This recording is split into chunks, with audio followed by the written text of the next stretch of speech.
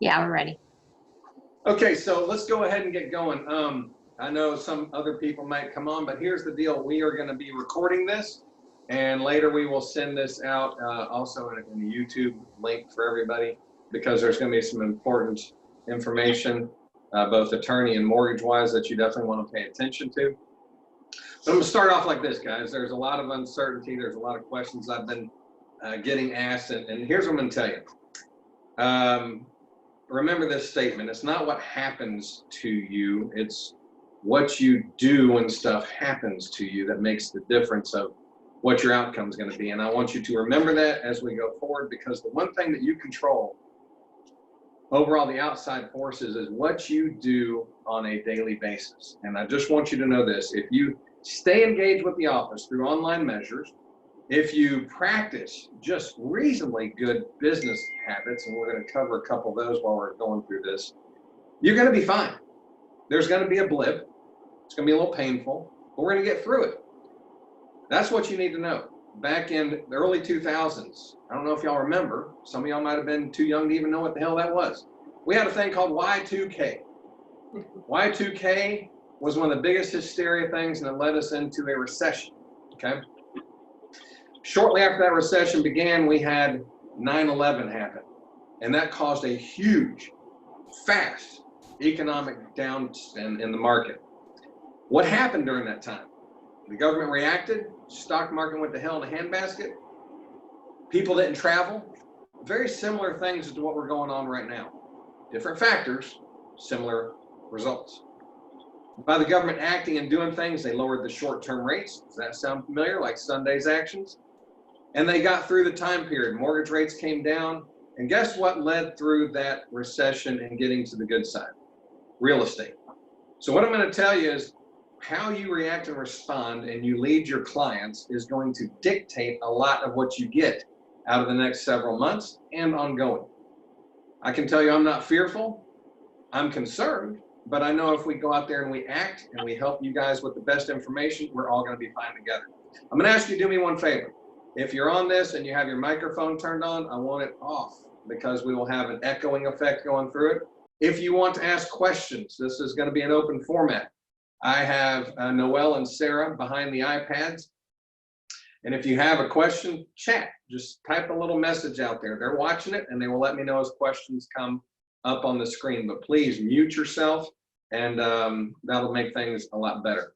Here's the good news also. If you've been concerned about iBuyers, today, one of them, Redfin, said we are no longer going to be buying homes during this time period.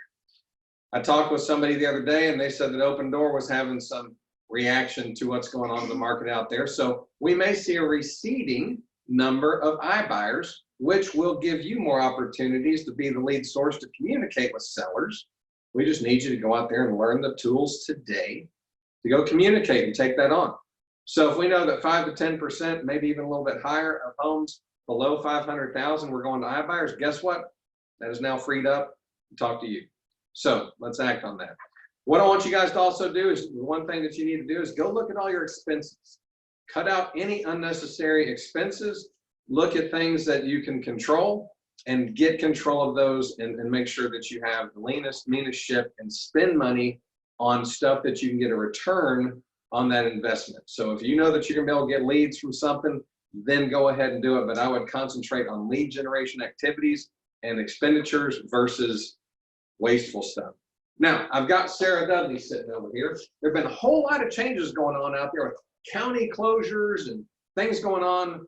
Are they affecting real estate transactions or not? I think that's one of the most important things that we need to talk about. So I'm repositioning some of the things that I put out there yesterday. We're going to talk with Sarah Dudley real quick right now and let her give an update on attorneys, what they're doing to make sure that closings can happen, what you need to be aware of, and then we're going to end it up on her talk with stipulations today and what we might feel is the best one for you to go with, but understand you have options for dealing with the coronavirus and stipulations that are out there. So Sarah, why don't you update us with what's going on and what you guys over at Michael and Gray are doing and seeing?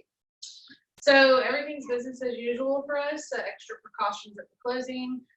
We are trying to spread out the closing so that people are not here, crossing into big crowded areas in the lobbies. So we'll be positioning closings, you know, a little farther out, which we're gonna, you know, extend our hours of scheduling a little bit for that. That'll come later as we need it. As far as counties, 2 counties are closed currently, Clayton and Hall. Other counties are limited services. You can't go in person, but you can, they are still taking e-filings, and of course Forsyth is an e-filing county. So that is still happening as we speak. We will actually be able to, even if the recording is halted because they just stop their staff from working altogether, we can still proceed to close. We just have to now do a few extra things when it comes to the title insurance. We have to include some indemnity agreements that the parties sign and take an exception to the title policy. Basically, that's just to say that no one's going to go, you know, hinder our recording that's going to happen as soon as courts reopen. Maybe go out and, you know, somehow find an equity line on the house if it's the seller, record it first, that sort of thing. So those are the measures that are in place in case we get to that point. Right now, we're still able to record, but that's, you know, could change at any moment depending on what the counties decide to do with that service. So Hall and Clayton are closed for their thing. Are you able to close it all in those counties or not? I actually, the Hall County thing you and I just talked about, I need to get an update on the Hall County situation, but I know Clayton is a no-go right now. So if you have a closing, and unfortunately, we don't spend a lot of time selling over in Clayton County, but if you have a Clayton County closing, then just rest assured that it's not going to be closing on time right now. And you might want to reach out to whoever the closing attorney is and make sure that you know what's going on. And I highly encourage you guys, stay in touch with your closing attorney. And this might be a good case to really make sure that you're closing with McMichael and Grace so we can have the fastest, most updated information from them. Stipulations. COVID-19 and what are you guys seeing? Because Randy has sent me different options, and I think people need to know you got the GIR option out there, which has, in my opinion, in my assessment, some loopholes in it that if somebody wanted to kind of push, it might give you a weak position. But there's so many things that are happening that are delaying closings that you would have never thought about. It is wisest to get that signed, even if it had other available things. So what are you seeing out there, and what do you guys recommend? I honestly have not gotten any updated contract amendments with stipulations that have changed since we started the process. The only stipulations I know about are the GAR stipulation, which I've got in front of me, and I know that Randy did send you a stipulation to distribute. But right now, I mean, other than I had a specific transaction yesterday working around some issues that involved, they were having to remove a structure from a property, and the seller wanted them to indicate that he had extra time in the event he gets COVID, or in the event that he is quarantined and he can't get that job done. He wanted extra time. So anyways, that's the kind of thing. It seems to be situational items like that, specific. No one's really been giving us anything general just to amend the contract unless there's been a reason for it at that point. No one's doing it as an overall preventative measure at this point that I know of. And this one I'm going to tell you, I'm also going to move this portion up of the what is my position on closings and people terminating out of fear of what may happen or what is going on in the stock market. We have had several of you, not just one, come to us, and unfortunately yesterday we had one that was a series of contracts that a cash buyer backed out and said, I can't do it. It doesn't matter. And I was supposed to close this Friday. So let me tell you this. My position is in any contract that somebody signs, they're liable for the 4 corners of that contract, period. If there is no contingencies in there off of stock market fear and overall economy fear, then that is not a reason for somebody to get out of the contract, unless they did put a stipulation in there that it was contingent upon the stock market acting in a certain way. We will go after people, and that is what you need to let the people know. This is not me being a jerk. This is if somebody obviously has lost their job or has had a pay cut where they cannot afford it and they have a legally acceptable mortgage denial letter, those are different. That is going to happen. But the main thing is we will start the process to go after people that just unreasonably terminate out of fear. They didn't go into the contract saying, well, if the market goes up significantly, the seller can back out because they could get more. So they don't need to have that as an exercisable out, and the contracts don't state that. So If you want, let us write letters on our behalf and let the buyer know that's trying to get out of the contract that we are serious about it and we expect them to uphold their agreement the way that they signed it. Any comments you want to say on that? No, I mean, I think that that's what you have to do, because people are gonna use, you know, it can get really crazy with what people might try to terminate for, and it might not even be the reason they're really terminating, but, you know, they can try to use any of these situations, and, you know, even maybe to the point of saying, you know, self-diagnosing themselves to the point of that. So I think you have to really be on lookout for the circumstances that are regarding why they're terminating, outside factors. And we do have a heart, however, it is business and you're affecting a lot of people's lives out there. And we do have to make a stance on that. Yes. Somebody had a question. What do you need to do to file your homestead exemption for some of those closures that you're talking about? So my understanding is that I actually don't specifically know if there's any alteration of the. Forsyth County. I assume that. So Forsyth is usually in person, which you can't do. However, if you go on the Forsyth County tax website, my understanding is now they do have the ability for you to download the form and fax it in. Is my understanding. I will go look for that and try to send that out for people that might want to provide that to their clients. Reach out to people. I don't know that that will work 100%. That I'm told that some people have done it that way before COVID, and it might be an option that they allow you to do after, since we're approaching the April 1st deadline. Okay, another question. The feds have declared they are postponing evictions and foreclosures until the end of April. How does that align with our business as usual stance on contracts? I'm not clear on the question. What's the question again? Read that again. D. Allen, the feds have declared that they are postponing evictions and foreclosures until the end of April. How does that align with our business as usual stance on contracts? Well, I don't think that would necessarily have an effect on that. If somebody can't make their mortgage payment and they have a closing on the docket, then that would be a matter of going to the closing table and finding out what the lender is going to take. And I'm sure they would account for that missing money at that point in time. Good question. It is and we'll go into that right now. So part of the package that was signed into place had a negative effect. We're going to roll over that into mortgage shortly, but for those of you that know or don't know, the bill that signed in said that there's no mortgage company or lender that can go foreclose on somebody during this time, and they're going to give basically a 90-day reprieve. Now, if you can cheat Jeff Zuloff, I want you to get ready to talk about that. It's right I now. was told 90, is it 60 or 60 90? right now. As of this morning, the last I read, 60. Through We April were 30th. talking with Jeff. Jeff told us 90. So we'll get that straight. Jeff, why don't you, if you're watching this, if you or Shaq can look that up and get a clarity 100% on that. Is it 60 days or 90 days? I was told 90 days this morning, but we will find out and let you know by the end of this. But so if somebody can't make their payments, they can't be foreclosed at this point in time, and that's part of the package and the workout. Hope that addresses that question. I think that that'll be one that we find out when you go to the closing table, but I'm pretty sure that a mortgage company will get every dime that they're owed. Any other questions on the Last one was, what are the interest rates looking like, and is that still a leverage point? interest rates? Is Jeff Zuloff on there? Jeff, if you can relax your microphone and come in and talk. I did talk to Jeff. I know where rates ended up yesterday and where they're predicting them.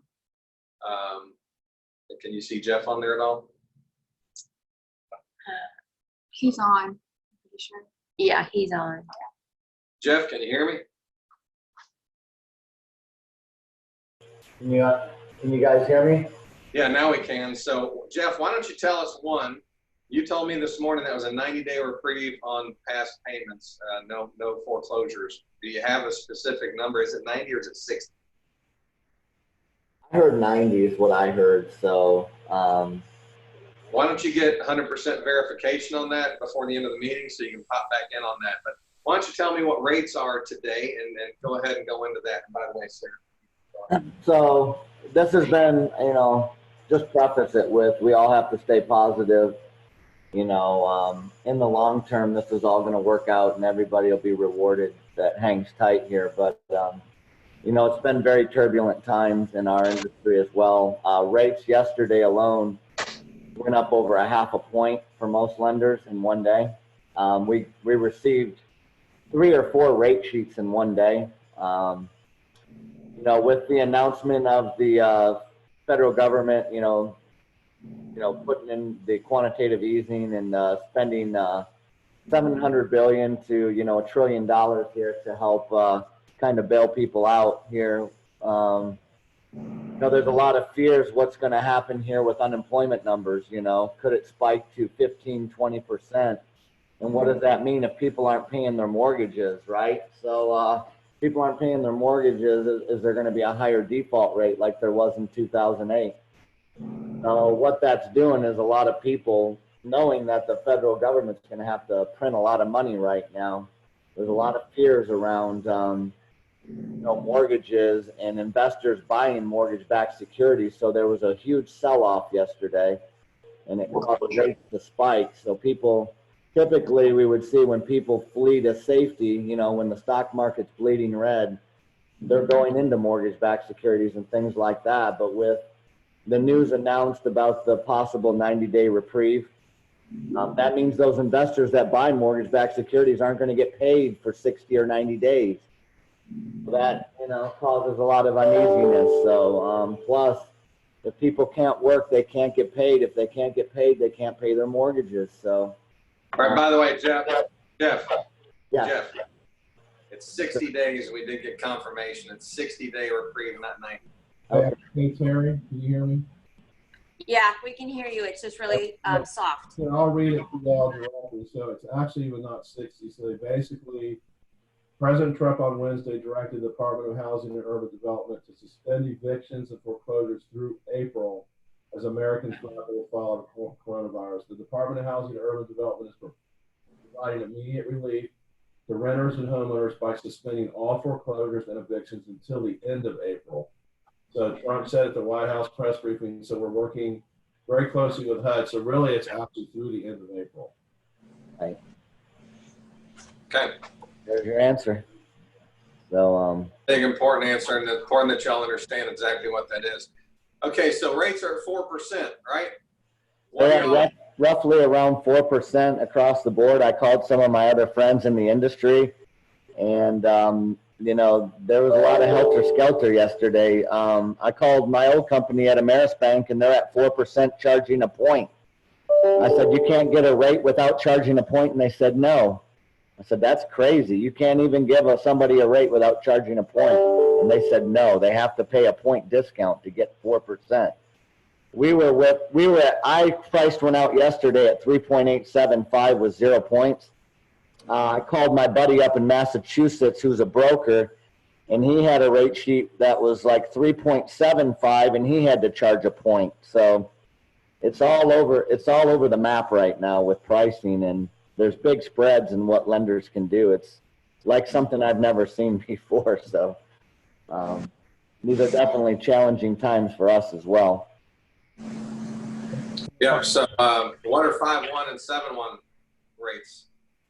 Right now, the ARMs, they're about the same as the fixed rates. A lot of people aren't wanting to do the ARMs because of the fear of what's going on in the market and, you know, with everything that's going on right now. But I can tell you, we received some information from our headquarters, and we are going to be business as usual for processing and underwriting loans. I know a lot of lenders out there are having liquidity issues. A lot of them can't keep up with the applications that came in for the refis when rates went lower. We just had a pipeline review meeting today with the head of all of our underwriting, and they've rolled 2 other underwriters over to my team that are only going to underwrite my loans. Purchases will take priority. All refinances are going to a whole separate underwriting group. They're separated from all of our other loans. So we make sure that we don't lose focus on what's most important, which is purchase business. No matter what happens with refinances. Other companies, I don't know how they're going to do it, but I can tell you we're going to be mean and lean as we always have been. We're not going to miss closing dates. And I just don't know what it's going to mean for other lenders if they have to shut things down. You may have other delays, you know, with lenders as well, depending on what their stance is as far as processing and underwriting their business. So. Okay. Um, Anything else? Any questions for Jeff? Jeff, can you explain why the rates aren't lower? that's Yeah. what we just did. Well, Terry, can I? Yes.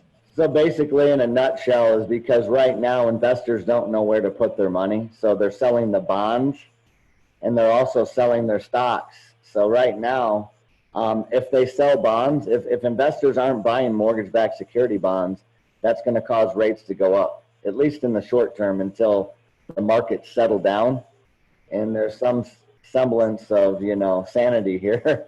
You know, people are scared to buy mortgage-backed security bonds because of the fear of unemployment and fear of getting paid, you know, on that investment. The money that the feds are spending right now, it's, you know, they have to come up with it, and they do it by selling treasuries. And if there's not enough demand for these treasuries, then, you know, they can't fund everything they're trying to do to help ease everything that's going on with people losing their jobs and things like that. So. And let me say this, I feel, if you're wondering what my view is, I believe that, and there's so many factors, nobody can tell you what's really going to happen until we go through it, but I believe it's going to be a quick deep in and it'll be a fast spring out. And what I mean by that is not, oh, in 2 weeks we're going in the right direction. Plan on it being about a 2 to 3 month drag on our business. Plan on that. Act according to that. And if you do that and you do the measures we talked about today, you're going to be fine. If you think it's going to be over in 2 weeks, it's not. But here's what I like. They're already working on a vaccine. They're doing some test runs with it. Different countries have good positive ground that they're gaining on containing and fighting the virus. Summertime's coming up and the heat will reduce the amount of infections out there, like the flu. So all these things working, and they've got great companies working that are coming up with solutions. It's everybody working together and top-notch people and companies. And that's what makes me feel at least somewhat positive that we do have a great chance of having a spring out of this, as long as the government keeps doing stuff to keep mortgage rates in check. And it will be one of those things that will be an exciting time. But right now we got a little, you know, I don't know, corviness. I don't even know what the hell corviness is, but we got a little bit of testy period. And it is what it is. I can tell you, I feel great. I came in the office today, I got a smile on my face. I'm feeling energized. I'm ready to roll. Let me talk about, do we have another question? We have one more thing. Mike said that he wanted to add a few things. Go ahead. You need to speak up. Okay. Hear me good? Yeah, we're good. Let's go. Just to let y'all know, Loan Depot, we've made a lot of moves in the past fall that gives us tremendous liquidity. We aren't going to have issues with loans like you're going to see with some other companies. We are actually expediting purchases. Jeff just mentioned he had a call with our underwriters this morning. We've got 2 dedicated underwriters. Purchases will turn for him within 48 hours on initial underwrite. We also came out yesterday just to show you all how aggressive we're being. You know, to protect our purchase business, we're offering 100 basis points improvement in pricing on conventional and government loans right now. We're also offering a 75 basis points on loans. So, you know, we're really going after this business. You know, we feel like we've got a good opportunity to really capture some market share. And I want to let y'all know we have all of our people in place, working remotely, all of our underwriters, closers, processors, all of us. We're fully up and running, and as long as we can get title and appraisal, we're good to go. So, Terry, I just want to let you know we're here to serve, and we will get the loans done for y'all. And that's pretty much our message too. We are going to be going into social serving and being responsible out there. So here's what I'm going to tell you. The staff is remaining intact, but what we're going to do is cut back and say, hey, we're going to go to a schedule where we got 50% of the people in the office.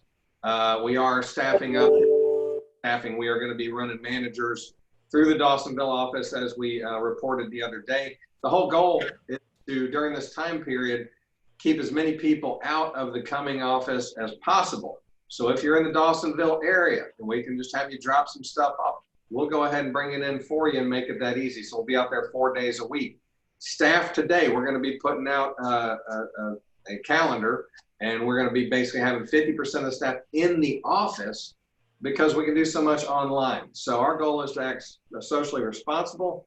It is not out of fear. It's just saying, hey, we've got to act as much as we can to thwart the virus, but we will be fully serving you guys through this time period. Let me just say this. Think about this for real estate. We got a shortage of inventory out there still. So even if the market does contract a little bit, the balance should still remain somewhat in effect.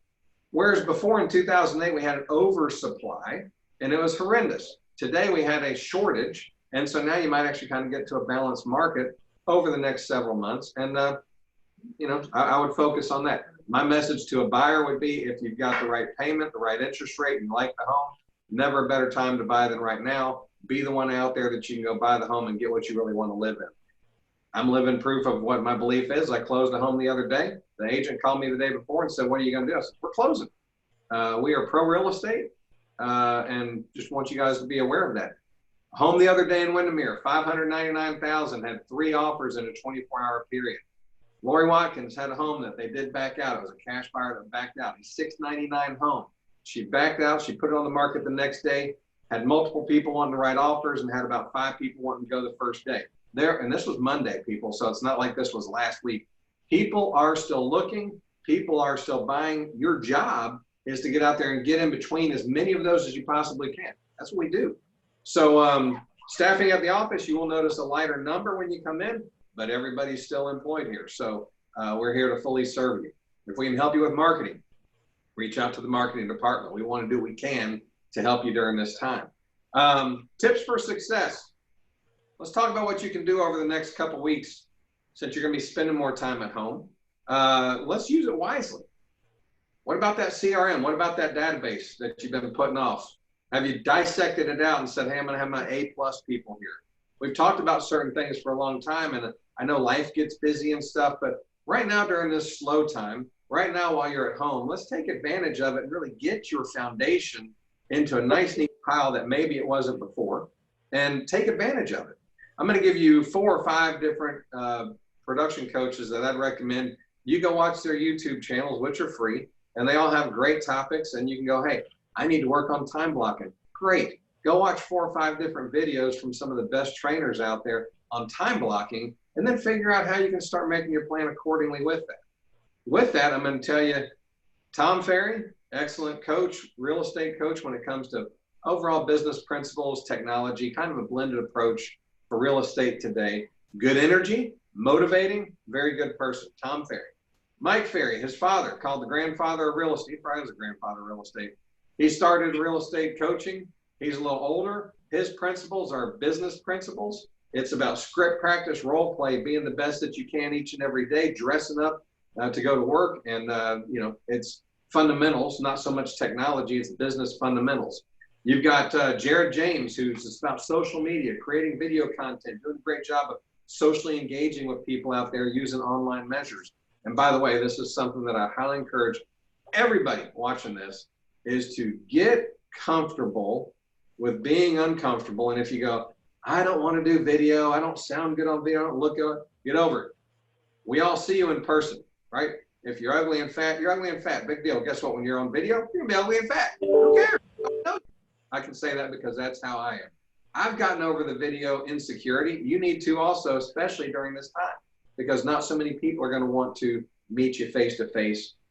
Go ahead and accept it. Let's get comfortable. We're here to help you. If you want to talk with me and work through some insecurities you might have, great. But you need to get over how you look on video and start practicing it. Here's a great thing that I've learned. If you do a really bad video, you don't have to share it with anybody, but people don't want perfect. They want real life stuff. So work on your CRM, work on your Facebook business page, work on getting socially engaged and understanding the different things. You've got LinkedIn, you've got TikTok, which is younger, but something that you can learn over the next time. Like Sarah knows TikTok, youngest one in the room. But the key thing is, go out there and start getting into the business sources that are going to help you during this time with your friends, your sphere of influence in different ways, because we're not going door knocking today. If door knocking was a thing that you used to do, don't do door knocking today. I'm advising you today, do not do open houses. for the unknown future. We'll let you know once that is socially acceptable. Right now, not socially acceptable, so don't do it. We're going to be pushing out over the next 24 hours. Noelle and I are going to get together, and we're going to come up with our listing presentation. And we're going to make sure that all of you have our new listing presentation emailed so that you can go over it and send it to people, right? So digital listing presentation, if somebody has a problem with you going and seeing them face to face, do it by Skype, do it by Facebook Live, do it by FaceTime. This model that you're on right now, Zoom, very good tool. It's one of the hottest tools out there right now for online interactions. You can use it with your clients. So we're going to be using the Zoom platform as every one of our meetings. So I would suggest to you, if you're going to get comfortable with two things, use FaceTime, or say three things, FaceTime, Facebook, and Zoom. Those would be the three channels that I would focus on big time for communicating with your clients and just doing things like that. Let's see here. We've gone over position of terminations, marketing today. How should you show homes? Should you show homes today? Are there people out there that are not letting people go show their listings? Yes, this is something that is going on out there. We have listings withdrawing. We have listings saying that they don't want their homes to be shown for fear that the public might come in and contaminate their home. Here's what I would do. I'd take control and I'd be proactive. We have 200 latex gloves right here in the office. I'm not going to give one agent 200 latex gloves. But let's say you want to come in and get 10 to 20. We'll give you 10 to 20 until they're out. We'll try to get more as they are available. I advise you to go out there and buy your own latex gloves, okay? Buy your own masks, because you're going to have clients that have a concern. And if you have a listing that has a concern, you can put masks and gloves at the front door and say, hey, just like people don't want to have mud tracking through their home and sometimes put the little shoe covers on there, put it outside and let the agents know that are showing this is what's required. You got to have a mask on and you got to have these gloves on. There are ways that you can be proactive and still let homes be shown. You just got to think outside the box and calm the fears of the people that you're going to be working with. If I'm showing somebody, if somebody's a legitimate buyer today, I'm going to do whatever I can to keep that ball moving forward. I'm going to use FaceTime and I'm going to say, hey, I tell you what, I've got 10 homes that sound like they're of the criteria that you want. I'd like to go out there and take a look at them. Of the 10, there might be 2 of them that you really want to see in person. So what I'm going to do is I'm going to go out and FaceTime you from the 10, and I'm going to go walk through. We're going to video them and see which ones get you excited. And out of the 10, let's focus on getting you in the top 2, and then I'll line those appointments up. That's how I would work with the general public, so that if they don't feel too comfortable about going out and looking, but they do have a buyer need, that would be something that would be an easy thing to put in place. It's just going to require you to understand how to work with the technologies and really get through this time period. Questions? Okay. So the first one is, should we use the hold feature in FMLS if they will not allow showings? Yes, as opposed to withdrawing a listing, I would recommend the hold button, the hold feature, which is a new feature. Some of you might not even know that it's there. If somebody decides, you know what, we need to renovate our home, or we're just not sure we want to show today, put it on hold, do not withdraw it. That still leaves you control and leaves the listing active and maintains your control versus withdrawing it or fighting with them to leave it on. Now, I will tell you this. If somebody doesn't want to show their home, find out why. And if they were comfortable, if you had the mask and the gloves, would they still allow it to be shown? You might be able to work through some of the resistance right now today by thinking through some common sense approaches that may work for somebody. All right, next question from Will Hudson. Any tips on how to reintroduce listings that have been relisted due to a buyer backing out because of the fear? I wouldn't necessarily, I would put it out there and say hot back on the market. I wouldn't go into what it was. I treat it just like a normal occurrence of a termination and a home come back on the market. I would say, hey, back on the market, something like that, but I would not say anything. And let's say an agent asked you, why did they back out? Well, if you're representing, if you got your microphone, turn them off. But if you're representing the listing and you don't really 100% know what the answer is of why those people backed out.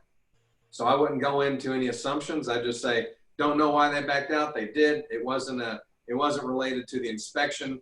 So good, clean home, and I'd go about it that way. I wouldn't go into too much detail with it, but I would get it back on the press and act like it's the best damn thing going on out there. All right, Joe Bleckley suggested, can we work on a messaging piece from C21 results to our sellers, giving them some points on how we're navigating through this period, maybe advice to sellers, something standard from the office? Yes, we'll be getting that together. Noel and I'll be sitting down today, and we will be sending out basically a package to you guys, listing presentation, what you guys can be using. So you'll be getting some email with a lot of different content with it. I'll also do a video so you can utilize whatever you want to, or if you just hear the message and you want to go deliver it yourself, at least you'll hear me walk and talk through it of what we would recommend given the situation today. Okay. The next thing, Jeff did reply on a couple of messages regarding the market, indicated the stock market is erasing big losses and mortgage-backed security bonds are doing better. So rates should improve. But yes. The stock market did have a down and then bounce up. So is that still in play, Chuck? Bounce back down. Bounce back down. It's going to be topsy-turvy out there, guys. The one thing I'm going to educate you, talk to you about is really getting into the business more than you did. Don't be fear-based. Go learn some things. Now's a great opportunity to learn things that's going to help you be better. And as the market has a chance to contract, you can be one of the sources out there that people will follow, and not in a salesy way. Don't want you to be salesy. I want you to be able to educate the consumer and let them know you know what's going on. I believe we're going to go into a short downfall and then a bounce back out. What we're hoping and what I believe is that the real estate market will not be that affected. And let me just be clear. We got obliterated in 2008, 9, 10, but that was a long draw. In the Y2K and 9/11 conversation that we started off with this meeting, the real estate market did not go down. It stayed constant and then was the thing that let us out. So I believe that's going to be more what we see here in this market. The government is doing a lot of things to thwart and be able to get people back to purchasing.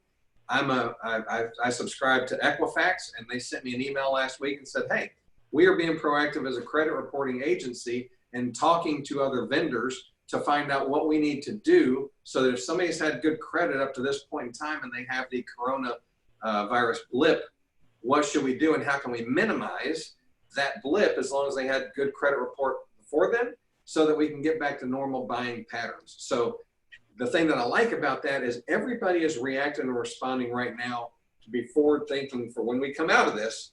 The factors are in play. Low interest rates, credits already gone through and made some adjustments of what they need to. Right now, closing attorneys are working with the counties and the title insurance companies to make sure that we can have closings as much as we possibly can. I'm getting daily reports from Randy. I talk to him every morning so that we can find out are there anything else that you guys need to be aware of. We'll be sending out the 2 stipulations. I'll let you figure out which one that you want to work with, but I do believe in today's market, we need to be addressing the coronavirus straight up, and it needs to be a part of the contract. GAR has a good stipulation. We'll see if it changes. Randy sent me one the other day. Both of them will be coming out to you today. Anything else? I think we answered all the questions. If, however, we did not, please send them or email them to me, and I will make sure that Terry does respond.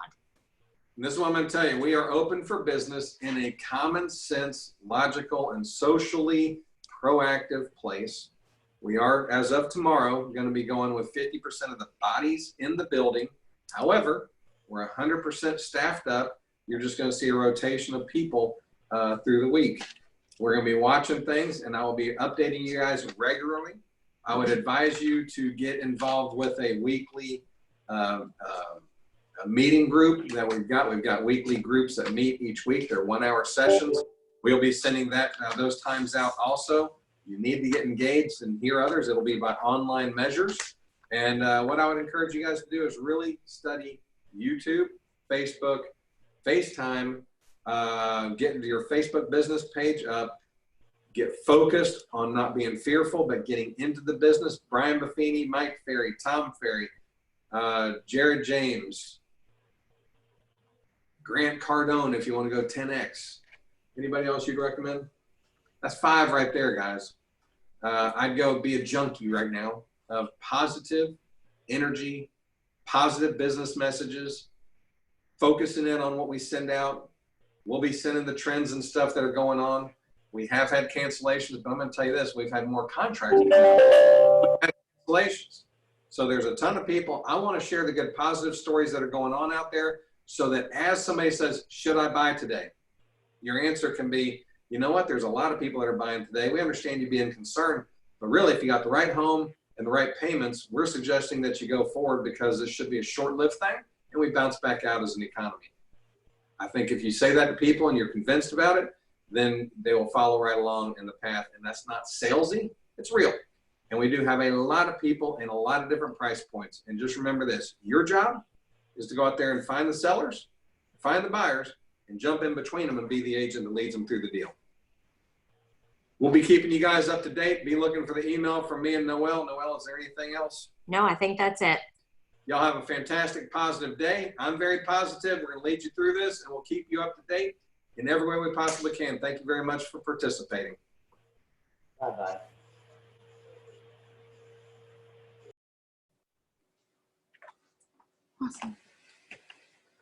And we're out.